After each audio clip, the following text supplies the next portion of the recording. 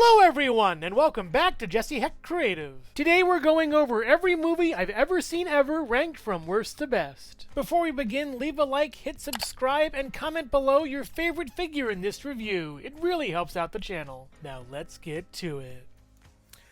So, I was a huge VeggieTales fan as a kid.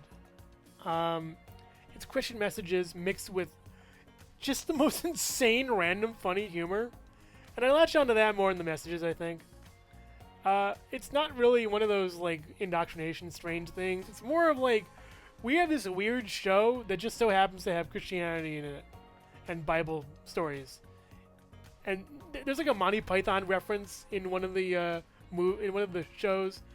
And there's, like, a superhero thing in one of the shows. And there's, like, a weird therapy session that's one of the funniest things I've ever seen. I don't remember that much about this. I remember the CGI being really good, honestly, and I just found it to be pretty cool. Nothing much to say here other than that it was a good story and it's pretty cute and funny. And well done. It's a well done thing. I always loved the VeggieTales stuff they put out, and with more budget, it's pretty cool. I don't like how they're revamping it now, honestly. I missed that weird humor. I didn't watch it, but I feel like the weird humor's gone. And it's just too complex. It looks too nice. Whereas with this, you had like really sort of like crummy modeling in a way. That's like in big quotes. You know? But you had some amazing writing to help bolster that and to sort of justify it in a way. Whereas you have poor animation quality, but really, really solid writing. And that's what really counts for me. Like, you could have, like, a picture of a stick and a rock and have good writing. But, like... Okay, Angel and Sonic Squad, I don't get what you're saying, dude. Like, you can have a picture of a rock and a stick talking. And, please what? I don't know what you're saying. I don't get it. If you have a picture of a stick and a rock, and they're talking, and it's really cleverly done, it'll be entertaining. But if you have this beautifully animated thing with nothing to say, then it'll just not even be worth it. You need to have something to say with what you're doing. And this movie has something to say.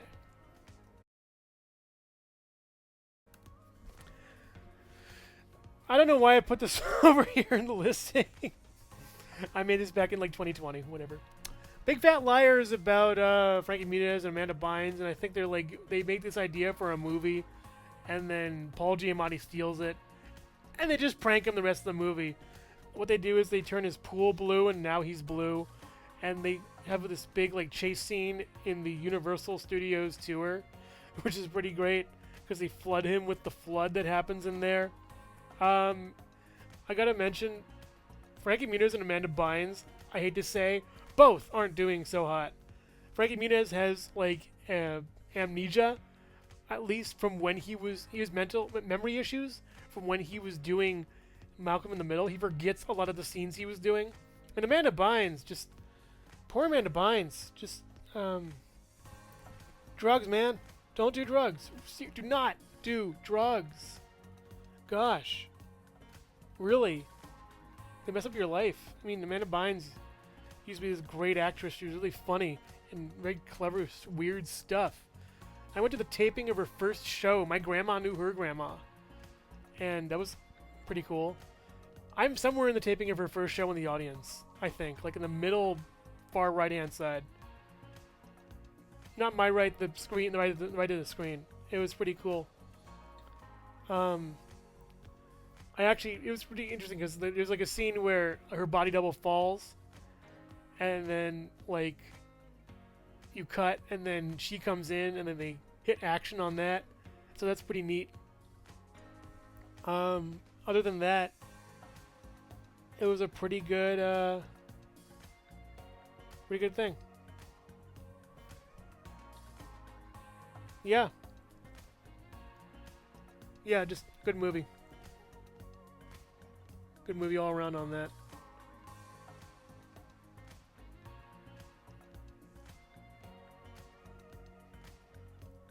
Cool. Okay. Hello everyone, and thank you so much for watching so far. Make sure to click like, subscribe, share, leave a comment, and hit the bell icon for more creativity. Now let's get back to it. Moving on. Men in Black 2. Men in Black 2 is pretty good. It's a nice movie. I forget the villain of this one that much. I forget the mission of this one that much. Did a good job, though, with what it was. Tommy Lee Jones and Will Smith always do a good job with these movies, I think. And it's really cool, I gotta say. It's a nice movie, and they did a good job with it. I don't know what to say. I don't remember that much. I just remember it being good. Ice Age was interesting. Not my favorite movie by a long shot, but it's kind of slow in a way. There's a weird human baby that everyone hates. The cast is pretty funny. Scrat is like the breakout character. I think Scrat led to the Minions, I gotta say. That little, like, rodent thing, like, it's like, oh, let's make more of them. Poor Blue Sky, by the way. They're just gone. The voice cast is pretty good. John Leguizamo plays Sid the Sauce. He just talks like this for the entire time. Oh, it's Sid the Sauce, everybody. He's funny. Ray Romano plays he plays the Manny the Mammoth, and it's kind of it's a good deal he does, where he just he's a mammoth and he's kind of just walking around and collecting a paycheck for doing the voice in a studio. That's pretty much it. I liked Ice Age 4 the best. You can hate me in the comments, but I liked Ice Age 4 the best. Peter Dinklage monkey makes brain go good. I like pirates, okay? I'm sorry. Moving on. I like the ending, actually. The ending was pretty good, where they give the baby back to the family. That's pretty cool. And there's like another tribe of saber-tooth tigers or whatever, and the saber-tooth tiger guy is a bad guy or whatever, and they fight. That was cool. Concept alone, phenomenal. I love this. This is really well done. I saw this in school, but again, those movies in school, I tell you, we need more adaptations of like these books from school. They're so well done. They have like this timeless, nice quality to them, and they're all like made so well. Like this one, as well as the Mice and Men movie from like years back with Gary Sinise. That was great. Just these small little mid-budget movies. We need more mid-budget movies. They're either giant blockbusters or things you haven't heard of till they come out on streaming. Tuck Everlasting is great, though. It's about a family that drinks from a stream and becomes immortal, basically. And they have to, like, go from... They have to go from, like, what? Like, town to town or whatever, and they're just trying to survive and live in this time period. And they've been alive for like hundreds of years or something, maybe even 100 years or so. And it's just so interesting how it all works out and shakes out. And it's a great concept. It's a love story, and it's tragic too, which is really nice. I just heard about this movie today called Death Becomes Her, about these women who are immortal. But that's like a comedy angle with some body horror. This is like wholesome, chill, romancy kind of vibes. Like not The Secret? Is it The Secret? Was that The Secret? Wait. What movie did I watch? Where Ryan Gosling, romance